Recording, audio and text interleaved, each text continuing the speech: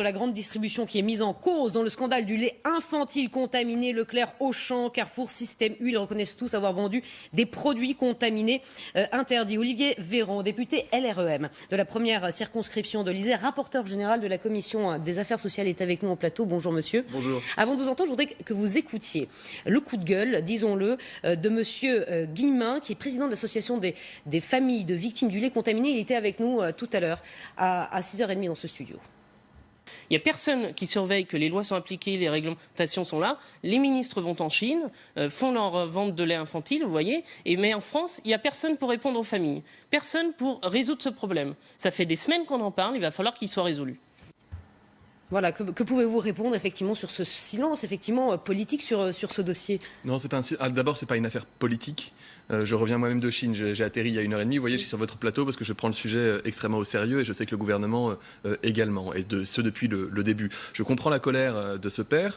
J'ai moi-même une fille qui a 4 ans, qui il y a peu de temps était encore sous lait infantile. Je me mets à la place des parents qui donnent du lait infantile à leurs enfants, qui normalement ne devrait pas être vendu, mais qui l'est encore par la grande distribution. Donc je comprends la colère.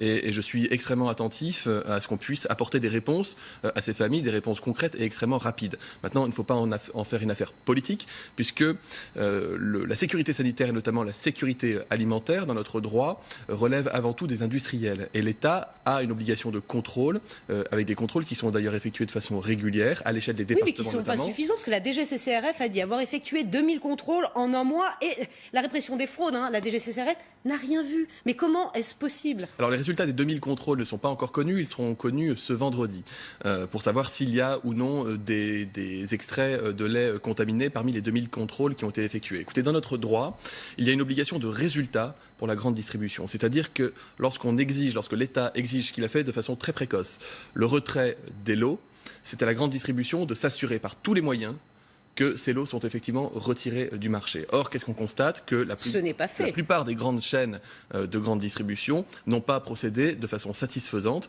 Et donc moi je pense qu'il faut qu'on évolue d'une obligation de résultat à une obligation de moyens. C'est-à-dire qu'il faut que la puissance publique mette en place des procédures, des protocoles avec la grande distribution pour s'assurer que tout est mis en œuvre. Parce que c'est absolument inacceptable. Alors c'est inacceptable et puis ça nous renvoie à d'autres scandales alimentaires. On se pose des questions aujourd'hui, excusez-moi, mais les œufs contaminés, la viande de cheval, a-t-on été victime de cela? Quels moyens proposez-vous justement pour renforcer ces contrôles et imposer à la grande distribution de faire son travail?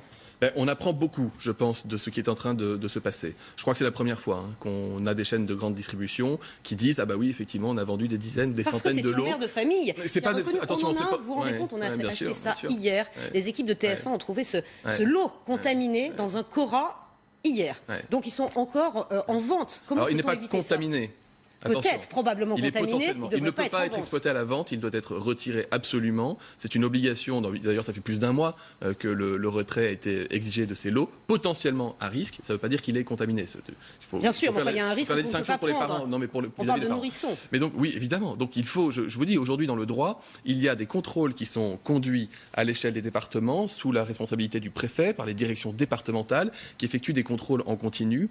Et le droit prévoit que les industriels doivent réaliser des autocontrôles très régulièrement pour s'assurer qu'ils sont en responsabilité. Oui, mais ce n'est pas suffisant, on l'a compris, ils n'ont pas fait leur travail tous. Bien sûr, on est d'accord. Ils sont en responsabilité d'effectuer ces contrôles eux-mêmes et de rendre des comptes.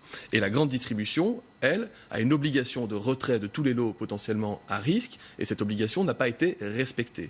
Or, j'ai regardé le droit à nouveau avant de venir, je suis législateur, donc je m'intéresse au droit forcément. C'est une infraction de 5e catégorie, c'est-à-dire que je crois que la grande distribution ne risque qu'une amende de 1 500 € pour ne pas avoir retiré correctement tous les lots. En mon sens, ce n'est pas admissible non plus. Donc vous voyez, le législateur regarde la situation, se dit peut-être, probablement même qu'il faut qu'on puisse faire évoluer le droit pour que, 1, ces situations scandaleuses ne se reproduisent plus, 2, qu'il y ait des sanctions en cas de manquement au droit qui soient plus importantes et véritablement effectives par rapport à ce qu'on connaît aujourd'hui. Ensuite, sur la question politique, le ministère de la Santé, vous savez, il y a plusieurs dizaines de milliers de souches de salmonelle. Avoir réussi à identifier que les 20 cas de contamination dans 8 régions différentes étaient liés à une seule et même souche et relier ça à l'usine de Lactalis, le ministère de la Santé a fait son boulot de façon remarquable. Là-dessus, il n'y a aucun souci. Là-dessus, l'alerte sanitaire a été faite. Ensuite, c'est du côté des industriels qu'il faut qu'on se retourne, et donc c'est ce que nous sommes en train de faire. Voilà, vous avez demandé des comptes donc à la grande distribution. Merci beaucoup Olivier Véran d'avoir été sur ce plateau ce matin et d'avoir répondu à nos questions.